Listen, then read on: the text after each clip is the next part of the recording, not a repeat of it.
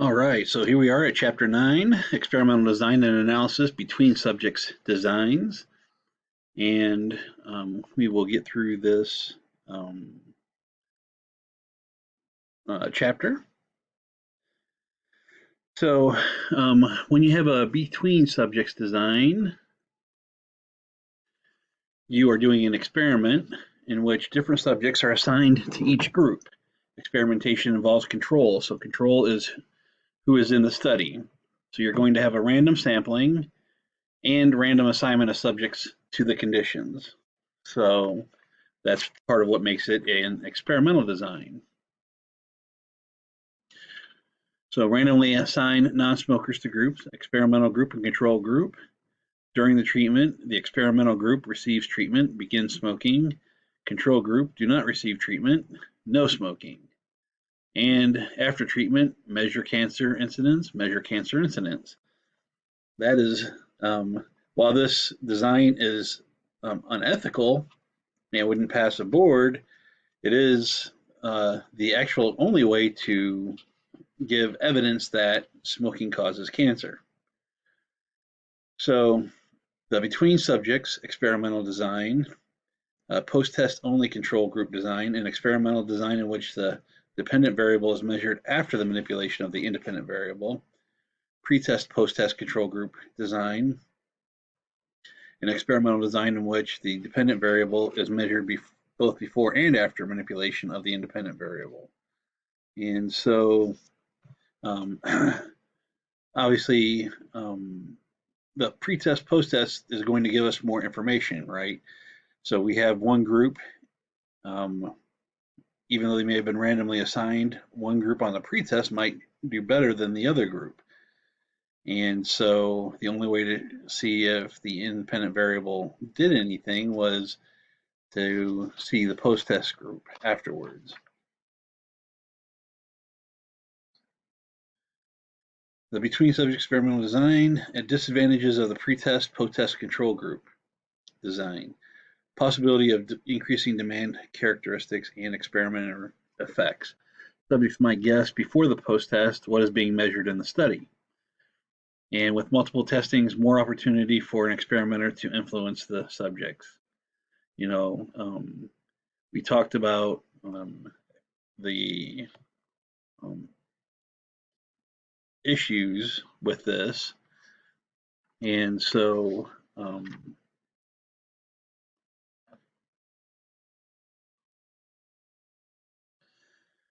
some of the issues that can happen when using this are the threats that are threats to internal validity. So you may have a non-equivalent control group. In other words, the people in the control group, even though randomly assigned, may just perform poorer than the people in the non-control group. And so, or better than even. So it could either minimize or maximize the results. History effect is a threat of internal validity, which an outside event that is not a part of the manipulation of the experiment could be responsible for the results. So, for instance, pre and post 9/11, pre and post TSA, when somebody, if somebody grew up and they weren't afraid of flying until 9/11 happened, and we get some children who grew up after 9/11 that didn't know or expect it, that might change their perspective on things. When the subjects are studied over a period of time, there's the maturation effect as well. And so naturally occurring changes within the subjects could be responsible for the observed results. So just as a result of maturing, the experiment may not catch everything because of that. The testing effect, repeated testing may lead to better or worse performance. So if I have a 500 questionnaire and I keep giving that over and over and over again, eventually people are going to get tired of taking that questionnaire. They're going to be like, yeah, and just start doing it, right? Likewise, people might become really good at taking this test. And that could be the confound. In regression to the mean, to extreme scores, which at the beginning may be extreme. After they get used to getting to the test, it could just kind of level out. An instrumentation effect is when the measuring device itself is faulty. And so the person taking the measurements might be faulty, or the person or the instrument itself could be faulty. Mortality or attrition, so that's just subjects fall off of the study. You know, especially with longitudinal effects, people get older and they die off. And then the next one is diffusion of treatment. And so when subjects are in a study are in close proximity to one another, a potential threat to internal validity is diffusion of treatment. Observed changes in the behaviors of subjects may be due to information received from other subjects. So they naturally learn, they pick up, they start doing what other people are doing rather than staying in their groups. Experimenter effect is referred to as experimenter bias or expectation or expectancy effects. And I talked about that in class, I think during the first week. And it's basically that the experimenter, even though they're trying to stay out of it, they really are participating in a way that it's either consciously or unconsciously affecting the results. And so, you know, one way to get beyond those effects are to have single blind and double blind experiments. And a single blind experiment is an experimental procedure in which either the subjects or the experimenters are blind to the manipulation being made. And a double blind experiment is when neither the experimenter or the subject knows the condition which is being tested. So subject effects are related to the demand characteristics. The subject tries to guess what the characteristics the experimenter is in effect demanding. So basically the subject is trying to guess what characteristics the experiment is in effect demanding. In this case, using a single blind experiment could result in the blind. The Hawthorne effect we talked about, when the subject knows that they're being studied, then that can have an effect. Excuse me. The placebo effect, again, it's just a general effect that a person automatically starts to feel better because they think that whatever they're doing is working on whatever is being measured. So there could be a placebo effect just by, if I'm supposed to, and it doesn't even have to be about pain or sickness or anything. It could be if I'm being researched for my reading habits, I might just start getting better at reading because I know that I'm supposed to be getting better at reading by doing this research. So that can have a placebo effect in which the person actually starts getting better at reading, not necessarily due to the program itself. Floor effects and ceiling effects. So the floor effect is the limitation of the measuring instrument that decreases its capability of differentiating scores at the bottom of the scale. And obviously the ceiling effect is the inability of the instrument to differentiate scores at the top of the scale.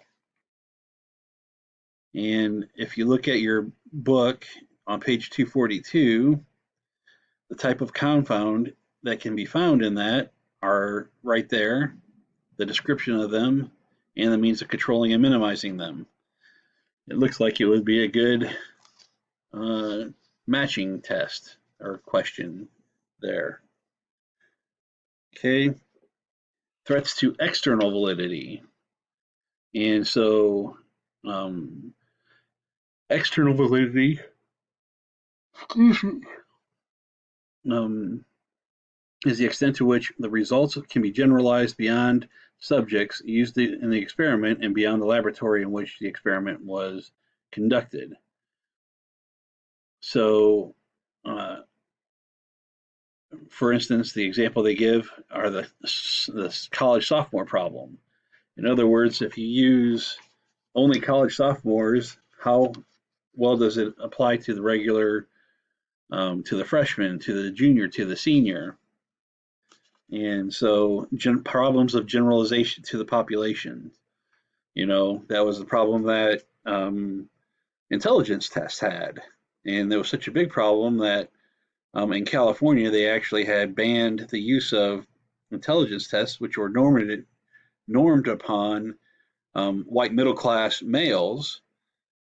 So they quit actually using them for any African Americans.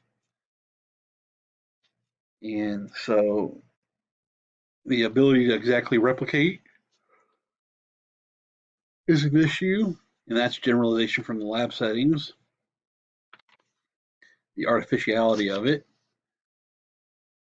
Conceptual replication, test the same concepts in different ways. Sorry. So let me back up a little bit. Generalization from lab study or laboratory settings. In general, we have sometimes the conditions are so contrived in a lab setting that they would hardly ever show up in a natural setting. Therefore, they're not really useful. And so, in order to make it better from the lab to real life, we have a couple of different ways to replicate. So an exact replication starts off exactly the way it does in the lab, but then they try to consider the conceptual or a problem with the artificial. And so we have a conceptual replication, test the same concepts in a different way, and then a systematic replication changes one thing at a time and observes the effect, if any, on the results. So that's what we can use. Now, the parametric inferential statistics, two group designs. We are testing to see if group 1 is equal to group 2. And so the alternative hypothesis is that group 1 is not equal to group 2, or not the same. And so using it for a one-tailed test, we can say that we can predict if group 1 is going to be greater than group 2 or group 1 is going to be less than group 2, depends on what we're researching. And again, that's going to be the HO is group 1 is less than or equal to group 2, or HO is group 1 is greater than or less equal to group 2. And then depending on which test you're going to use, the HA is going to be, for the first one, group 1 is greater than group 2, or the second part of that is HA is going to be the group is less than group 2. And so we look at this, we could still use the t-test for independent group samples. And it's important to know, got through all that stuff.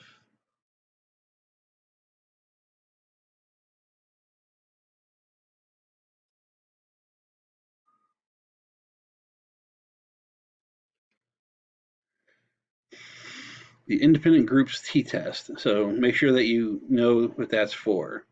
Is a parametric statistical test that compares the means of two different samples of participants. It indicates whether the two samples perform so similarly that we conclude they are likely from the same population, or whether they perform so differently that we conclude they represent two different populations. So looking at the example on page 245, we see the spaced study and the massed study. X bar 1 is 22, X bar 2 is 16.9. So the calculations for the independent groups t-test is the t-test equals x bar 1 minus x bar 2, and the standard error of the difference between the means, x bar 1 minus x bar 2. Okay, so from there we can see where that information goes. And most likely I'm not going to have you deal with this stuff on the test.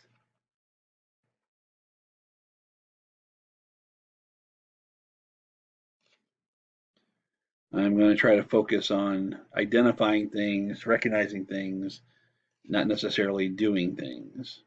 So we'll talk more about these as we go along, but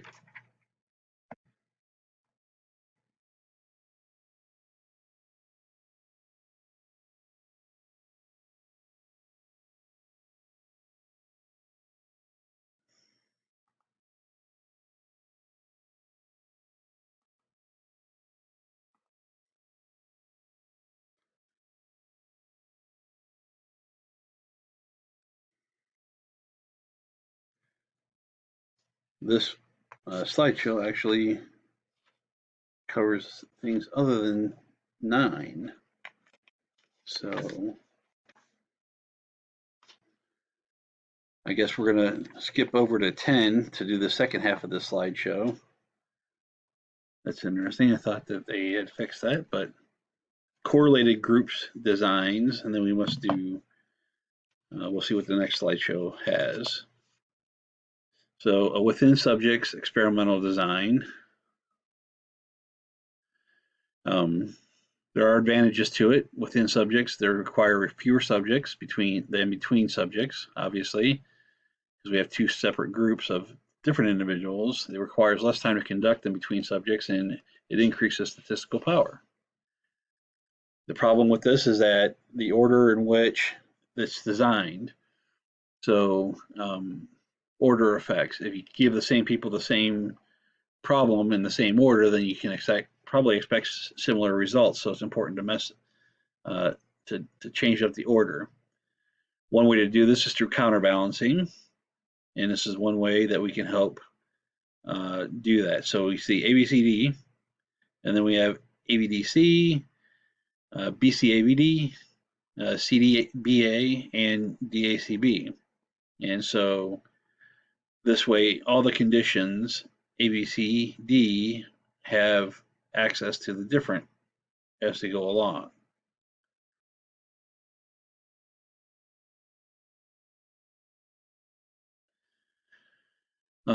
Matched subjects design is a type of correlated groups design in which subjects are matched between conditions on variables. So it might be the same variable like males and females, and that's something that they all have in common, and so they might match subjects according to their gender. If it's something about politics, they might match subjects according to their level of how far to the right, how far to the left. Are they conservative? Are they liberal?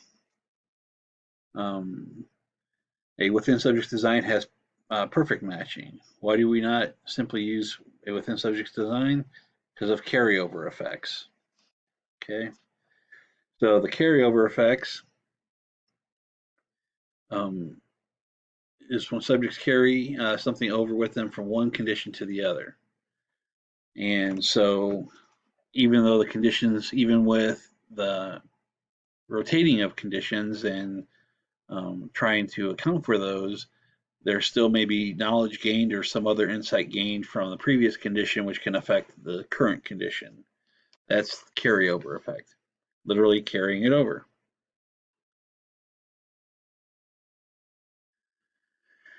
So advantages of matched subject designs. They have the testing effects and dynamic characteristics are minimized in comparison to within subjects. Groups are more equivalent than those in between subjects design and almost as equivalent as those in within subjects design. The same types of statistics can be used for within subjects designs are used for the match subject. And of course, the weaknesses: more subjects are needed than in a within subjects design. Mortality is more of an issue, so dropping out or attrition. Difficult to find enough subjects who are matches. And so that is those two. And so hopefully the next PowerPoint will have the actual mathematics. So we went over the first parts of chapter 9 and the first part of chapter 10 in this video. Okay, so we didn't go over any of the statistics, just the different aspects of correlated between subjects, or sorry, we went over the between subjects experimental designs and the correlated groups designs. And so with that, I will pause this.